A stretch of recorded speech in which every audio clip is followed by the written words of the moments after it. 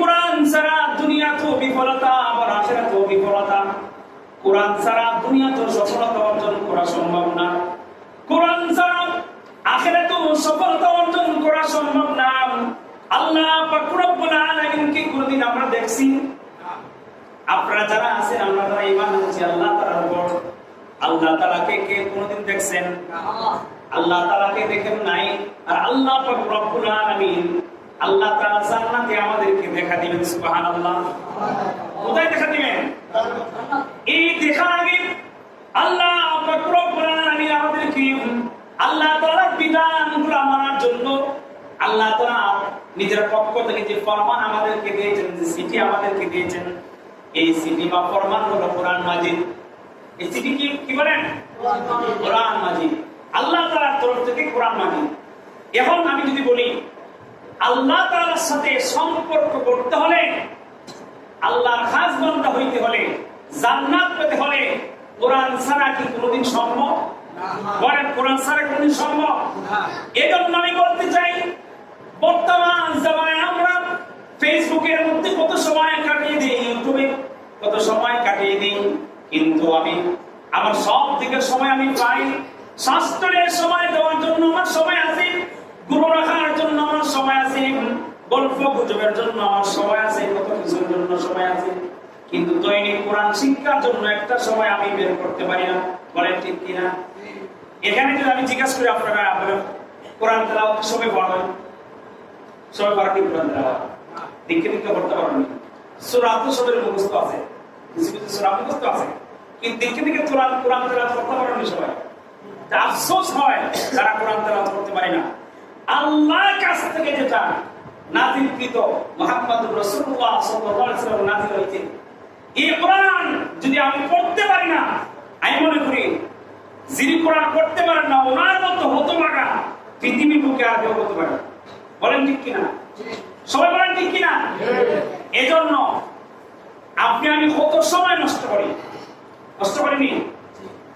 শাস্ত্রে মুসলিম এক কাপ চা খেতে খেতে আধা ঘন্টা সময় চলে যায়, একটা সিগারেট হাতে নিলে আধা ঘন্টা সময় চলে যায়, বন্ধুর কাছে বসলে আধা ঘন্টা 1 ঘন্টা সময় চলে যায়, বিকাল বেলা আসরের সময় বাজারে যাই, রাত 10টা 12টার সময় আসি। এই যে আসর থেকে রাত 10টা 12টা পর্যন্ত সময়টা কাটাইলাম, কাকে সময় দিলাম? মুহতারাম হাজিরিন, আল্লাহ পাক রব্বুল আলামিন আমাদেরকে পবিত্র জুমাবারে সালাতুল জুমা আদায় করার উদ্দেশ্যে আল্লাহ তাআলার ঘর মসজিদে আসার এবং বসার তৌফিক দান করেছেন। এই জন্য সবাই আল্লাহ তাআলার শুকরিয়া আদায় করি, সকলে বলি আলহামদুলিল্লাহ। গত জুমায় আলোচনা করছিলাম যে আমাদের মা বোনদের কিছু আমল নিয়ে আলোচনা করছিলাম। এর মধ্যে প্রথম যে আমলটা ছিল সে আমলটাই বয়ান শেষ হয়ে গেছে। প্রথম যে আমল সেটা ছিল কি? নারীরা পর্দায় থাকা। কি থাকা? নারীরা পর্দায় থাকা। তো আল্লাহ পাক রব্বুল আলামিন আমাদেরকে দুইটা জাতে ভাগ করে আমাদেরকে আল্লাহ তাআলা সৃষ্টি করেছেন। এক হলো পুরুষ আর এক হলো নারী বা মহিলা। এই যে আমাদের দুই ভাগে আমাদের সৃষ্টি, দুই ভাগে যেমন আমাদের সৃষ্টি, আমাদের চলাফেরার রাস্তাটাও দুই দিকে, আমাদের রোড দুইটা। রোড কয়টা? উদাহরণ দিতে গিয়ে বলছিলাম যে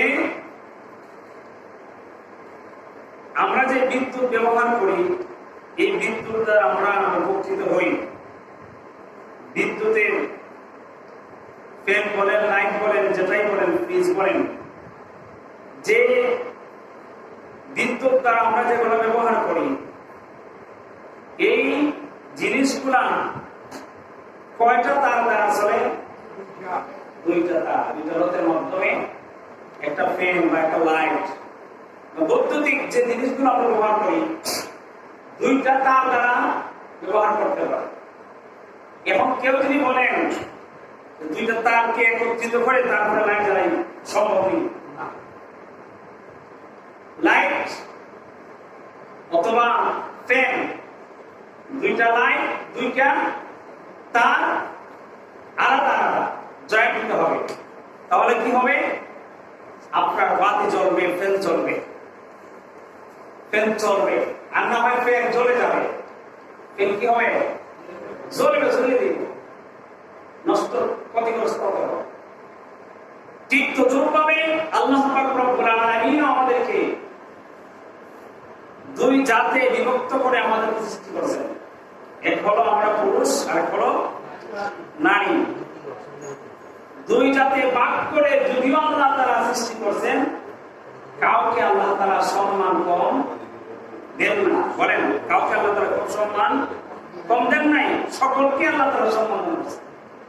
যার দিন জায়গা থেকে যার দিন সম্মানিত। কিন্তু আমাদের যে অবস্থা, আমরা আমাদের নির্ধারিত জায়গা থেকে বের হয়ে আমরা বিভিন্নভাবে আমাদের চলাফেরা, ঠিক আছে, বিভিন্নভাবে আমাদের চলাফেরা, যার কারণে বিভিন্ন বিপদে আপদে বেইজ্জতির সম্মুখীন হতে পারে। আর আল্লাহর দেওয়া নির্ধারিত বিধান পর্দার মাধ্যমে যদি আমরা চলতে পারতাম, অনেক বিপদ থেকে, অনেক বেইজ্জতি থেকে আমরা বাঁচতে পারতাম। বলেন ঠিক কিনা? বলছিলাম আমাদের মা বোনদের কয়েকটা আমলের কথা। আর প্রথম আমলটাই ছিল পর্দায় থাকা। কি থাকা? পর্দায় থাকা, নিজেকে পর পুরুষের সামনে প্রদর্শন না করা। এই আলোচনাটা গত সপ্তাহে মোটামুটি বিস্তারিত হয়েছে। দ্বিতীয় যে আমল আমাদের মা বোনদের, সেটাও পর্দা। সেটা হলো প্রয়োজন ছাড়া নিজের বাসস্থান থেকে, নিজের ঘর থেকে, নিজের বাড়ি থেকে অযথা বাড়ির বাহিরে বের না হওয়া। আর 3 নম্বর হলো, যদিও বের হতে হয় কোনো প্রয়োজন বোধে, তাহলে আমরা শরীয়ী পর্দার সাথে বের হব। কিসের সাথে? শরীয়ী পর্দার সাথে, হিজাবের সাথে। যদি শরীয়তের পর্দার সাথে বের হন, কোনো আপদ আসবে না, কোনো বিপদ আসবে না। আল্লাহ তাআলা নিজ তরফ থেকে, নিজ জিম্মায় আল্লাহ তাআলা আপনাকে বিপদ আপদ থেকে আল্লাহ তাআলা আপনাকে হেফাজত করেন পর্দা উসিলা। আর 4 নম্বর যে বিষয়টা, সেটা হলো আমাদের মা বোনেরা, আমরা মেহেদি ব্যবহার করি না? জানেন না আপনারা মেয়েরা মেহেদি ব্যবহার করেন? হ্যাঁ না কইবা আমার সাথে? মেয়েরা মেহেদি ব্যবহার করে থাকি আমরা। মেহেদি ব্যবহার করতে কোনো আপত্তি নাই। আপনি মেহেদি ব্যবহার করতে কোনো আপত্তি নাই, কিন্তু মেহেদির মতোই আরেকটা জিনিস আছে,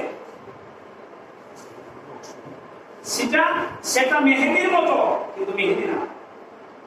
মেহেদি যেরকম ভাবে আপনি আমার মধ্যে আলাদা একটা সৌন্দর্য বয়ে আনে, সেটাও সৌন্দর্য বয়ে আনে, কিন্তু যে শরীয়তে অনুমোদন নাই। সেটার নাম কি বলেন? লোক পালিশ ব্যবহার করা। কি পালিশ বলেন? বুঝছেন এখন? লোক পালিশ আসেনি আমাদের সমাজে, মেয়েরা ব্যবহার করেন।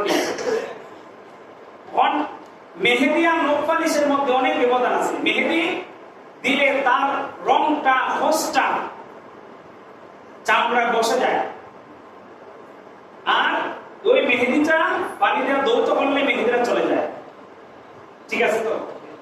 আর নখ পালিশ নখে দিলে সরাসরি সে নখের মধ্যে বসে, কিছুক্ষণ পরে দইলে সে আর নখ থেকে সরেনি, দূর হয়ে যায়, সে বসে থাকে। সে নখের মধ্যে বসে থাকার কারণে ওই নখের মধ্যে আলাদা একটা আবরণ সৃষ্টি হয়। কথাগুলো দেখেন, বুঝেন কিনা? ওই নখের মধ্যে কি হয় বলেন? আলাদা একটা আবরণ সৃষ্টি হয়।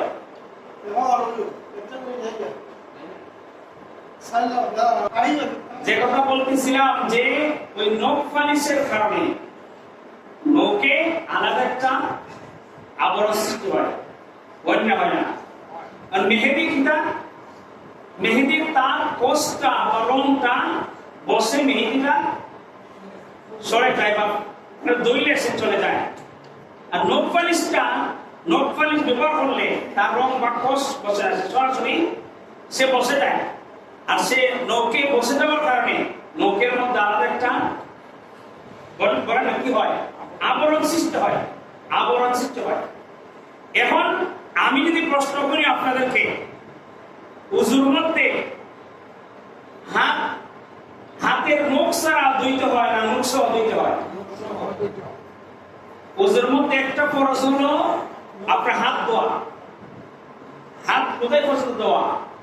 কনি পর্যন্ত ধোয়া। এই কনি পর্যন্ত যদি ধোয়া হয়, এই হাতের কনির পর্যন্ত ধোয়াইলাম মানে সারা হাত ধুইলাম, এই হাতের বাহিরে নখ পড়ে, হাতের বাহিরে নখ পড়েনি, আর হাতের ভিতরে নখ পড়ে, হাতের সীমানার ভিতরে নখ পড়ে। সুতরাং নখ যদি আবরণকৃত হয়ে যায়, সেই নখের ভিতরে, সেই নখে আবরণের কারণে আর পানি পৌঁছে না। বুঝাইতে পারছি? ওই নখ পালিশের আবরণের কারণে আর পানি সে নখে পৌঁছে না, ওই যার কারণে নখ পালিশ ব্যবহার করা যায় না। নখ পালিশ ব্যবহার করা, বুঝাইতে পারছি আমি আপনাদের? এখন মা বলতে এটা আরেকটা আমল, নখ পালিশ না দেওয়া এটা আরেকটা আমল। কথা বুঝাইতে পারছি? আর মেহেদি দিলে তার হোসটা বা রংটা বসে তাকে সরে দেওয়া যায়, দৌত করলে সে সরে যায়। কিন্তু নখ পালিশ এরকম না। কথা বুঝাইতে পারছি? সঙ্গত কারণে আমরা উলামায়ে কেরাম অথবা ইসলাম নখ পালিশ ব্যবহারে অনুমোদন দেয় না। এখন আমি যদি আপনাদেরকে প্রশ্ন করি যে ওজুর সময় ওজুর অঙ্গগুলা যেগুলো দৌত করা ফরজ, এর মধ্যে চুল পরিমাণ যদি কোনো জায়গা দৌত করা না হয়, পানি না পৌঁছে ওজু হবে? তাহলে এখানে 5টা 10টা আঙ্গুলের নখ, এদিকে চুল পরিমাণ না আরো কম? কথা বলতে না? এই অংশটা কি চুল পরিমাণ না আরো বেশি? অনেক বেশি। খালি বেশি না, অনেক বেশি। তার কারণে নখ পালিশ ব্যবহার করা যায় না। এই হলো মা বোনদের আপনার 4 নম্বর আমল। 5 নম্বর মা বোনদের যে আমল, সেটা হলো নিয়মিত কোরআন তেলাওয়াত করবেন। নিয়মিত কি তেলাওয়াত করবেন? বলে নিয়মিত কি তেলাওয়াত করবেন? এই কোরআন তেলাওয়াত শুধু মা বোনদের জন্য না সকলের জন্য? সকলের জন্য। আমার প্রিয়মান, এই কোরআন ছাড়া দুনিয়াতেও বিফলতা, আবার আখিরাতেও বিফলতা। কোরআন ছাড়া দুনিয়াতেও সফলতা অর্জন করা সম্ভব না, কোরআন ছাড়া আখিরাতেও সফলতা অর্জন করা সম্ভব না। আল্লাহ পাক রব্বুল আলামিনকে কোনদিন আমরা দেখছি? আপনারা যারা আছেন, আমরা যারা ঈমান আনছি আল্লাহ তাআলার উপর, আল্লাহ তাআলাকে কে কোনদিন দেখছেন? আল্লাহ তাআলাকে দেখেন নাই। আর আল্লাহ পাক রব্বুল আলামিন, আল্লাহ তাআলা জান্নাতে আমাদেরকে দেখা দিবেন। সুবহানাল্লাহ। কোথায় দেখা দিবেন? এই দেখার আগে আল্লাহ পাক রব্বুল আলামিন আমাদেরকে আল্লাহ তাআলার বিধানগুলো মানার জন্য আল্লাহ তাআলা নিজের পক্ষ থেকে যে ফরমান আমাদেরকে দিয়েছেন, যে চিঠি আমাদেরকে দিয়েছেন, এই চিঠি বা ফরমান হলো কোরআন মাজিদ। এই চিঠি কি বলেন? কোরআন মাজিদ। আল্লাহ তাআলার তরফ থেকে কোরআন মাজিদ। এখন আমি যদি বলি আল্লাহ তাআলার সাথে সম্পর্ক করতে হলে, আল্লাহর খাস বান্দা হইতে হলে, জান্নাত পেতে হলে কোরআন ছাড়া কি কোনোদিন সম্ভব? বলেন, কোরআন ছাড়া কোনোদিন সম্ভব? এজন্য আমি বলতে চাই, বর্তমান জামানায় আমরা ফেসবুকের মধ্যে কত সময় কাটিয়ে দিই, ইউটিউবে কত সময় কাটিয়ে দিই, কিন্তু আমি আমার সব দিকের সময় আমি পাই। শাস্ত্রের সময় দেওয়ার জন্য আমার সময় আছে, গুরু রাখার জন্য আমার সময় আছে, গল্প গুজবের জন্য আমার সময় আছে, কত কিছুর জন্য সময় আছে, কিন্তু দৈনিক কোরআন শিক্ষার জন্য একটা সময় আমি বের করতে পারি না। বলেন ঠিক কিনা? এখানে যদি আমি জিজ্ঞাসা করি আপনারা কোরআন তেলাওয়াত সময় পড়েন, সবাই পারা কি কোরআন তেলাওয়াত দেখে দেখে করতে পারবেন না। সূরা তো সবের মুখস্থ আছে, কিছু কিছু সূরা মুখস্থ আছে, কিন্তু দেখে দেখে কোরআন তেলাওয়াত করতে পারবেন না সবাই। আফসোস হয় যারা কোরআন তেলাওয়াত করতে পারে না। আল্লাহর কাছ থেকে যেটা নাযিলকৃত মুহাম্মদুর রাসূলুল্লাহ সাল্লাল্লাহু আলাইহি ওয়াসাল্লাম নাযিল হয়েছে, এই কোরআন যদি আমি পড়তে পারি না, আমি মনে করি যিনি কোরআন পড়তে পারেন না ওনার মতো হতভাগা পৃথিবীর বুকে আর কেউ হতে পারে। বলেন ঠিক কিনা? সবাই বলেন ঠিক কিনা? এজন্য আপনি আমি কত সময় নষ্ট করি, নষ্ট করিনি? শাস্ত্রে মুসলিম এক কাপ চা খেতে খেতে আধা ঘন্টা সময় চলে যায়, একটা সিগারেট হাতে নিলে আধা ঘন্টা সময় চলে যায়, বন্ধুর কাছে বসলে আধা ঘন্টা 1 ঘন্টা সময় চলে যায়, বিকাল বেলা আসরের সময় বাজারে যাই, রাত 10টা 12টার সময় আসি। এই যে আসর থেকে রাত 10টা 12টা পর্যন্ত সময়টা কাটাইলাম, কাকে সময় দিলাম? আমার প্রিয় ভাইরা, দোহাই লাগে দুই হাত ধরে পা ধরে আপনাদেরকে কোরআন শিক্ষার অনেক ক্লাস আছে, ফ্রি আছে, ফ্রি। চুনারঘাট হসপিটাল মসজিদে ফ্রি ক্লাস হয়, চুনারঘাট সদর জামে মসজিদে ফ্রি ক্লাস হয়।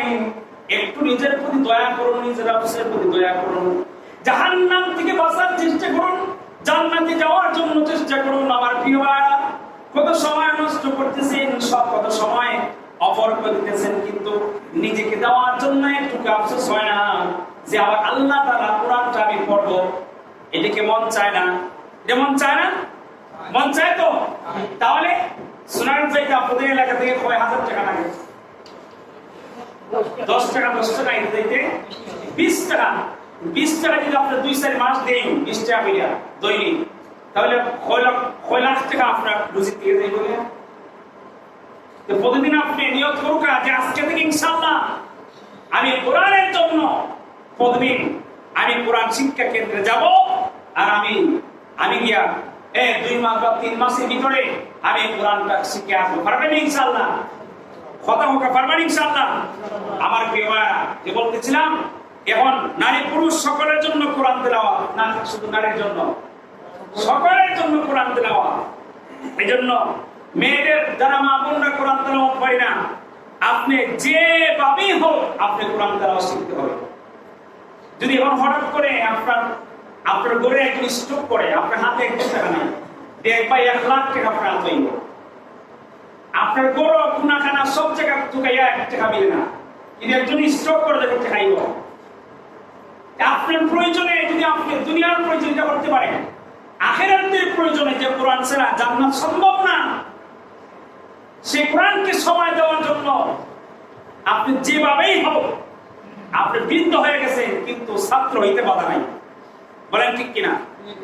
আপনি মা হয়ে গেছেন কিন্তু ছাত্র হইতে বাধা নাই, আপনি বুড়ো হয়ে গেছেন কিন্তু ছাত্র হইতে বাধা নাই। তবলিগ তো এই জন্যই, বলেন কিনা? ঠিক কিনা? তবলিগ তো এই জন্যই, তবলিগে পিকনিক খাওয়ার জন্য না, এই জন্যই তবলিগ। আল্লাহ বলা মানুষকে আল্লাহ তাআলার কাছে নিয়ে যাওয়া, কোরআন যারা পারে না তাদেরকে কোরআন শিক্ষা দেওয়া, যারা মাসআলা পারে না তাদেরকে মাসআলা শিক্ষা দেওয়া।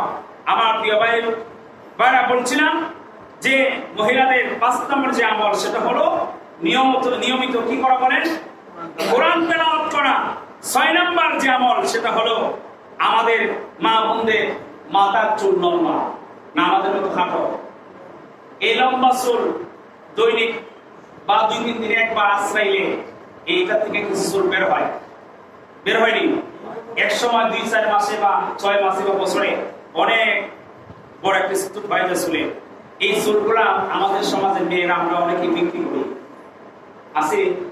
এই চুলগুলা বিক্রি করা যাবে না, এটা একটা আমল। এই চুলগুলা বিক্রি করা যাবে না, শরীয়ত অনুমোদন নাই। চুলগুলা আপনি মাথা থেকে যে চুলগুলা আপনি আশ্রয়বার কারণে বের হয়ে আসলো, সেই চুলগুলা জমিয়ে হোক, 1 দিনের চুল 1 দিনে হোক, 5 দিনে হোক বা 6 মাসে হোক, জমিয়ে তাকে দাফন করতে হবে। কি করতে হবে বলেন? কি করতে হবে বলেন? যা পেশার বেচছেন, আজকের থেকে আমার আওয়াজ শোনার পর থেকে চুল বিক্রি করবেন না। এরপরে আসুন, আমরা মেয়েরা চুল খাটো করি, অনেকে চুল খাটো করতে করতে ছেলেদের বেশ ধরার চেষ্টা করি।